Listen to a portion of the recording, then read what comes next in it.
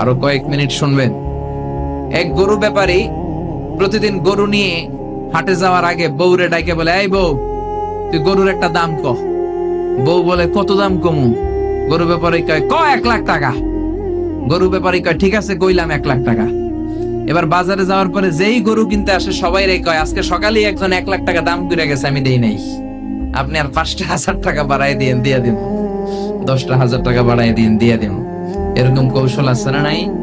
জোরে বলেন। এজন্য হারাম খাওয়ার জন্য কৌশল করা কেউ হারাম করলো কে? আবার ইসলাম বলে, খবরদার, হালাল যদি না খাও তোমার ইবাদত কবুল হবে না। তোমার ইনকাম যদি হালাল না হয় তোমার ইবাদত যেমনি কবুল হবে না, তোমার দোয়াও কবুল হবে না। কারণ ইন্নাল্লাহা তাইয়্যিব লা ইয়াকবালু ইল্লা তাইয়্যিবা। আমার আল্লাহ পবিত্র, পবিত্র ছাড়া কোনো জিনিস আল্লাহ কবুল করে না। আপনি হারাম টাকা দিয়ে মাদ্রাসা বানালেন, কবুল হবে নাকি? কথা বলেন। তো ফতোয়া তো আপনারাই দিতে পারেন, আমগো কি দরকার? হারাম টাকা দিয়ে মাদ্রাসা বানালে কবুল হবে?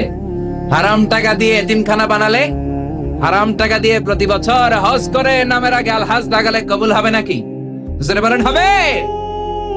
এক সাহাবী বেদুইন লোক, বুখারীর বর্ণনা, কাবার চারদিকে হাত তুলে বলে, ইয়া রব, ইয়া রব, মাফ করে দাও, মাফ